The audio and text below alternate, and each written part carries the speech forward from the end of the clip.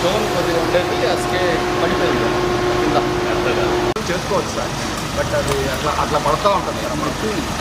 మనం జాగ్రత్తగా చేసుకోవాలి.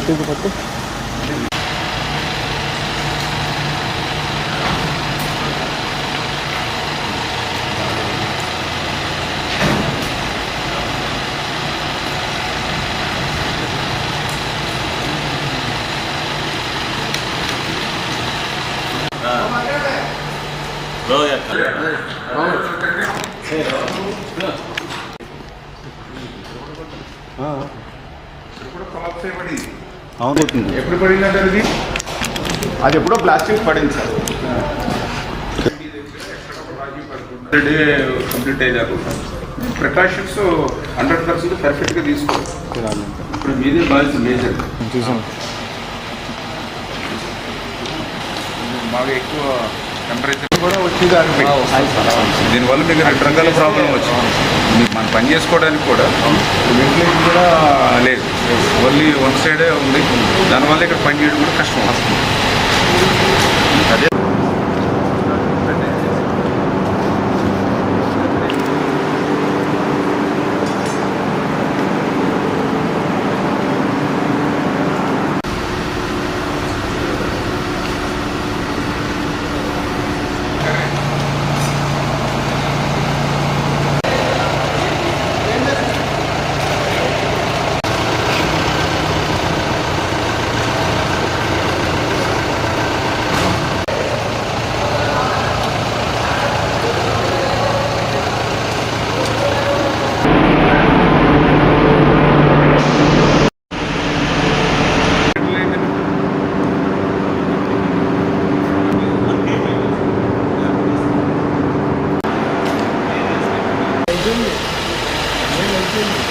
ఇప్పుడే మనం చూస్తూ ఉన్నాం.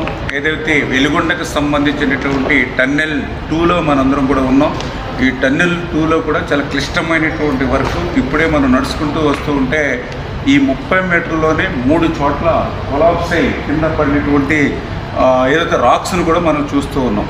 అంటే ఇటువంటి ప్రమాదకరమైనటువంటి క్లిష్టమైనటువంటి పనులు నిత్యం ఈ టన్నెల్లో ఉన్నటువంటి స్థితి. మొన్ననే మన తెలంగాణలో కూడా ఇట్లానే టన్నెల్ కొలాప్స్ అయ్యి ఏ రకంగా అయితే అక్కడ విషాదం చూసాం, మనందరం కూడా చూసాం. అటువంటి క్లిష్టమైనటువంటి పనులు కూడా జగన్మోహన్ రెడ్డి గాలి వదిలేస్తే మళ్ళీ మన కూటమి ప్రభుత్వం అధికారంలోకి వచ్చిన తర్వాత ఈ 22 నెలల్లో మరి హెడ్ వర్క్స్ కానీ టన్నెల్ 2కి లైనింగ్ అండ్ బెంచింగ్ పనులు కానీ ఫీడర్ కెనాల్ అయితే మొన్ననే 460 కోట్లు పెట్టి ఆ లైనింగ్ అండ్ సిసి వాల్ నిర్మాణం కానీ ఇవన్నీ పనులు పూర్తి చేసుకుంటూ వస్తుంది. ఈ పనులన్నీ ఒక ఎత్తు. ఈ టన్నెల్ 2లో ఇప్పుడు మనం చూసేటువంటి చిక్కుబడిపోయినటువంటి టన్నెల్ బోరింగ్ మెషిన్ ఒక ఎత్తు. ఎందుకంటే ఇన్ని పనులు మనం పూర్తి చేసినా ఈ టన్నెల్ బోరింగ్ మెషిన్ కనుక మనం తీయకపోతే ఒక చుక్క నీరు కూడా మరి ముందుకెళ్ళేటువంటి పరిస్థితి లేదు. ఎందుకంటే ఇప్పుడే మనం చూస్తూ ఉన్నాం ఈ యొక్క 19 కిలోమీటర్ల ఈ టన్నెల్ 2లో ఇది 11.8వ కిలోమీటర్ దగ్గర ఈ టన్నెల్ బోరింగ్ మెషిన్ చిక్కుకుని ఉంది. ఈ టన్నెల్ బోరింగ్ మెషిన్ ఇప్పుడే మీరు చూస్తూ ఉన్నారు. ఏదైతే మరి 175 మీటర్ల పొడవు ఉంది. ఏదో ఒక 10 మీటర్ల 5 మీటర్లు కాదు, 175 మీటర్ల లెంగ్త్ పొడవు ఉంది ఆ చివరి వరకు. ఈ 175 మీటర్ల పొడవు ఉన్నటువంటి ఈ టీబీఎం వ్యాసం మీరు చూస్తే ఇది మొత్తం 9.8 మీటర్ వ్యాసం. అంటే ఏదైతే మొత్తం సొరంగం ఏదైతే టన్నెల్ ఉందో మొత్తం ఎక్కడ కూడా ఒక 1 ఇంచ్ కూడా ఖాళీ లేకుండా అది క్లోజ్ చేస్తుంది. అంచేత ఈ టన్నెల్ బోరింగ్ మెషిన్ని మనం వెలికి తీస్తేనే మనం ఈ యొక్క వెలుగొండ నుంచి నీరు ముందుకు తీసుకెళ్తాం. కానీ జగన్మోహన్ రెడ్డి 5 సంవత్సరాల పాలనలో ఈ టన్నెల్ బోరింగ్ మెషిన్ ఇట్లా చిక్కుబడిపోయి ఉంటే దీన్ని వెలికి తీయడానికి వీలు లేకుండా హైకోర్టు స్టే ఆర్డర్ దీని మీద ఇచ్చి ఉంటే కనీసం చిన్న ప్రయత్నం కూడా చేయకుండా మరి ఆ రోజు వెలుగొండ పూర్తయిపోయిందని ఇన్ని క్లిష్టమైనటువంటి పనుల్ని దగ్గర 3,000 కోట్ల రూపాయల విలువైన పనులు ఇంకా మిగిలి ఉండగానే ఆయన మరి జాతికి అంకితం అని చెప్పి ఈ యొక్క జిల్లాని కానీ ఇక్కడ రైతులు కానీ ఎంత మోసం ఎంత దగా చేశాడో ఈవేళ ఈ టన్నెల్ బోరింగ్ మిషన్ ఇక్కడ చిక్కుకున్నటువంటి విషయాన్ని చూస్తేనే మనందరికీ కూడా స్పష్టంగా అర్థమవుతున్నటువంటి పరిస్థితి. కానీ ఈరోజు ఈ కూటమి ప్రభుత్వం వచ్చిన తర్వాత ఈ 22 నెలల్లో ఈ యొక్క 1,000 కోట్ల రూపాయల పనులు ముందుకు తీసుకెళ్లడమే కాదు 5 సంవత్సరాల్లో పరిష్కారం కానిటువంటి ఈ టన్నెల్ బోరింగ్ మిషన్ను ఏదైతే హైకోర్టులో స్టే ఉందో చంద్రబాబు నాయుడు గారు సైతం ఆయన అడ్వకేట్ జనరల్ గారితో మాట్లాడి అడ్వకేట్ జనరల్ గారు కూడా స్వయంగా అటెండ్ అయ్యి మరి నిన్ననే ఈ టన్నెల్ బోరింగ్ మిషన్ మీద ఉన్నటువంటి స్టే ఆర్డర్ని వేకౌట్ చేయడం జరిగింది. దానివల్లే ఇప్పుడు ఈ టన్నెల్ బోరింగ్ మిషన్ని ఇప్పుడు వెలికి తీయడానికి మనకు మార్గం దొరికింది.